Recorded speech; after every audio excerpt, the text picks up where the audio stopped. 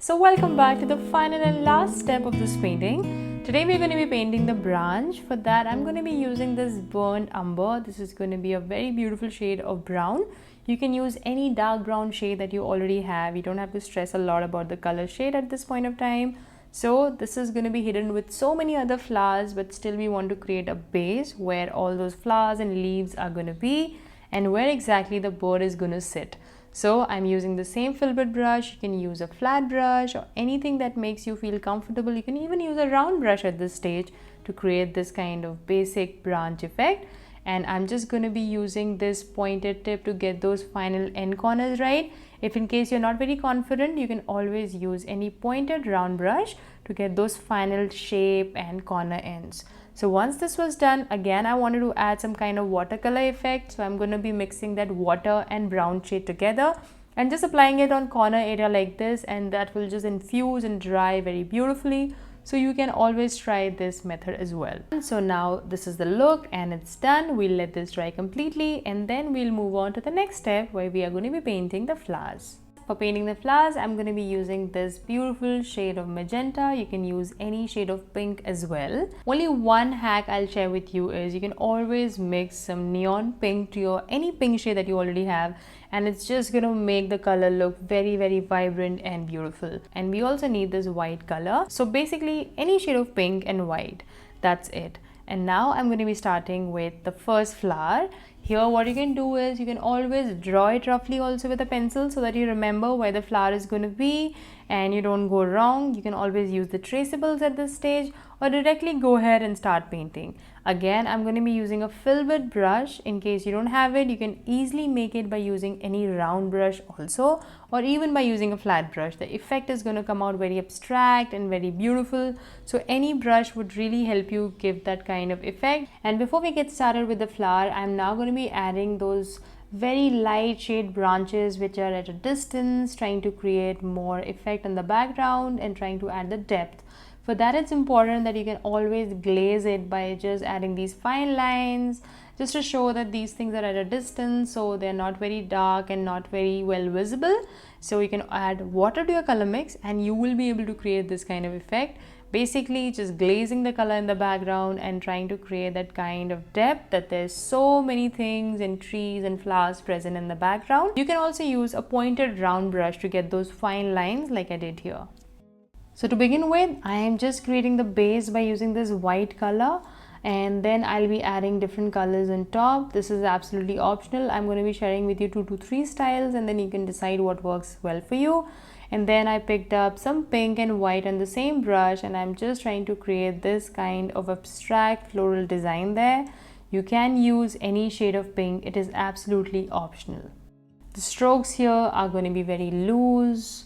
You can just feel free and create the kind of illusion of a flower. Use a reference image, keep the image ready right next to you so that you can understand where the flower is going to be, and you can decide about the size of the flowers as well and also the direction. So that's going to be really useful. So first up, as you can see, I'm using this white color directly on the brush and trying to achieve that kind of flower-like shape first, and then we'll add the color later on top of it. Basically, we are going to be making these vibrant and very beautiful bright flowers in the background, and then later we'll be working on those larger flowers near the bird area. Now I'm going to be adding this pink shade to my basic white color that I already had, and here I'm using the tip of my brush only and trying to achieve this kind of small and larger flowers. Try to keep the sizes very different so that they look natural.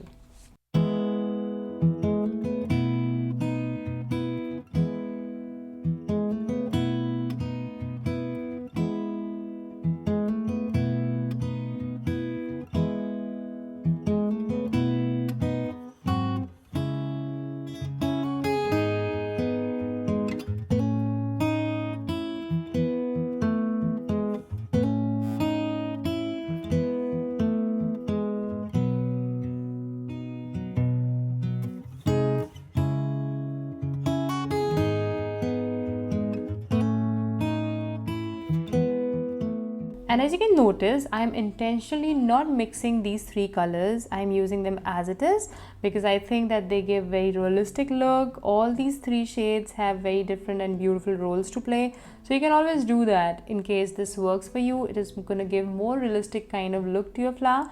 Like here, as you can see, I just marked these 4 to 5 points there and it created an illusion of a flower. So create simple and easy flowers because this is going to be extremely abstract looking painting, and that's actually going to give a very beautiful and loose flower kind of look to your entire painting.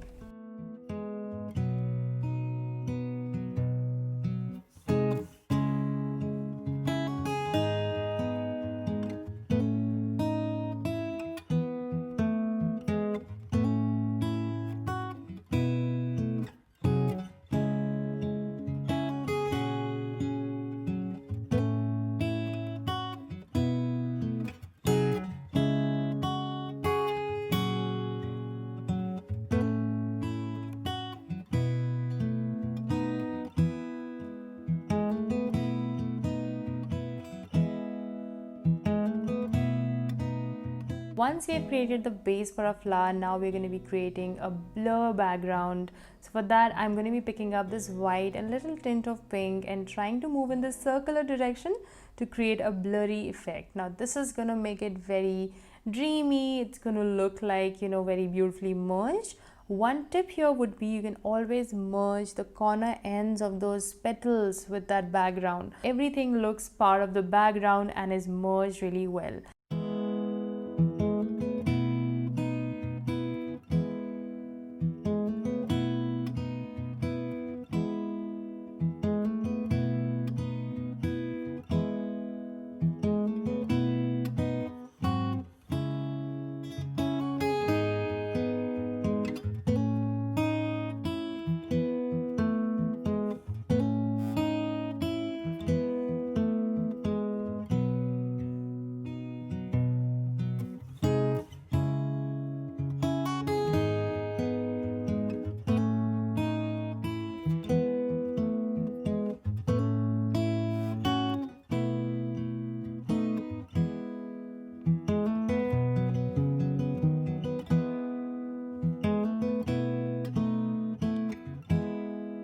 Like when pink and cadmium yellow is mixed, it creates a very beautiful shade. You can add some white to it and add that lighter shades also somewhere so that that sunny, bright effect can also be seen.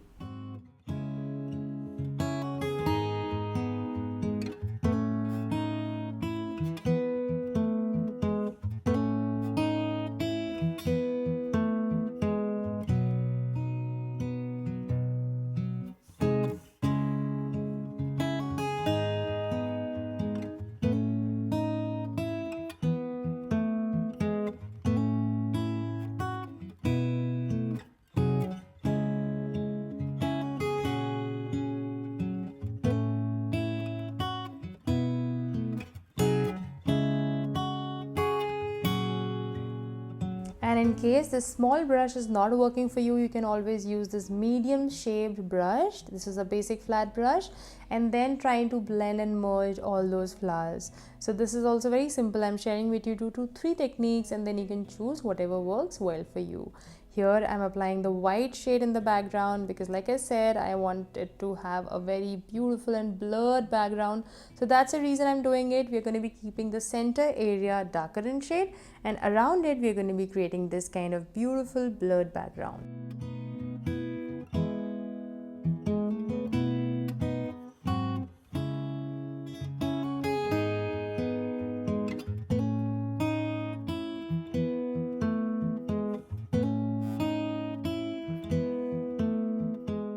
And now it's also time to add that texture and that watercolor effect. For that, I picked up this pink color on the center, and then by applying a lot of water, I'm going to be creating these kind of beautiful natural drips. This will look very beautiful, at the same time help us to create a composition that looks very abstract. So this kind of texture looks great and gives a beautiful abstract look to the painting.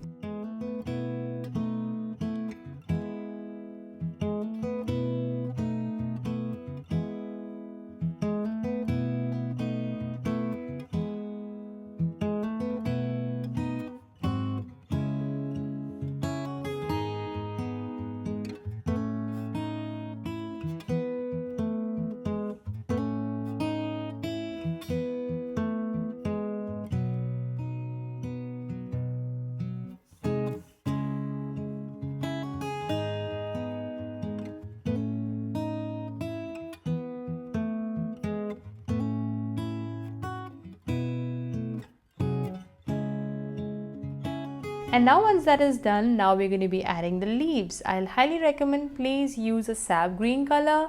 Now this is very different to the normal green shade that you must be having, but this creates a very natural looking artwork and creates that realistic look to the leaves because they are very darker in real life, not that very saturated, and the entire painting also does not look very great if you use those green color that you already have. You can always add little burnt sienna or burnt umber to your basic green color you have. If in case you don't have the sap green color, you can always darken the shade of your green color by adding some burnt umber or burnt sienna to create that kind of darker look to your green shade, because this looks more natural. So now let's go ahead and add these tiny leaves around the flower.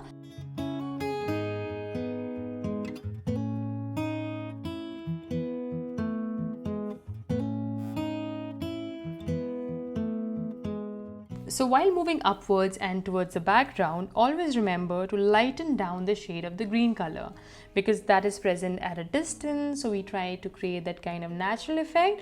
For that, all you need to do is just add some white color to your sap green color and you will be able to get a lighter shade. And here also in few other areas as well, I'm trying to add that lighter color so that it has a very natural look to the entire painting, which is a darker leaf somewhere and somewhere it's going to be lighter.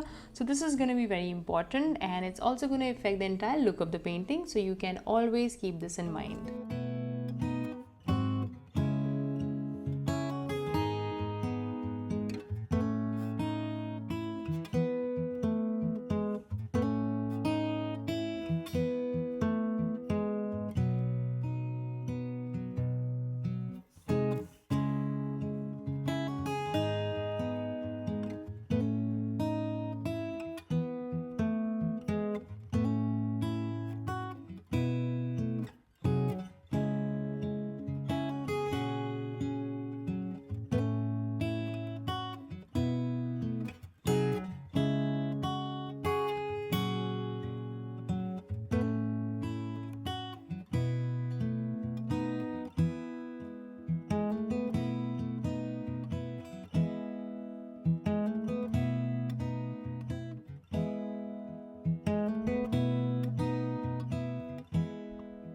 Picked up this cadmium yellow and added some white color to it so that I can add that kind of bright, vibrant look to the painting. And once it is done, you can add it in other parts as well.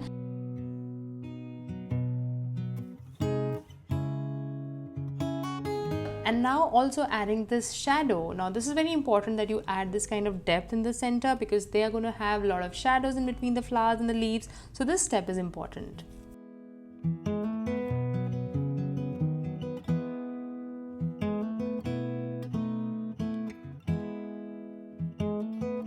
Also blending and merging it by using some white color to lighten down the shade, and then this kind of texture by using some white color and water together and just splatter it by using this brush creates a very beautiful look to the entire painting. So you can also give it a try. And here it is. This is the final look.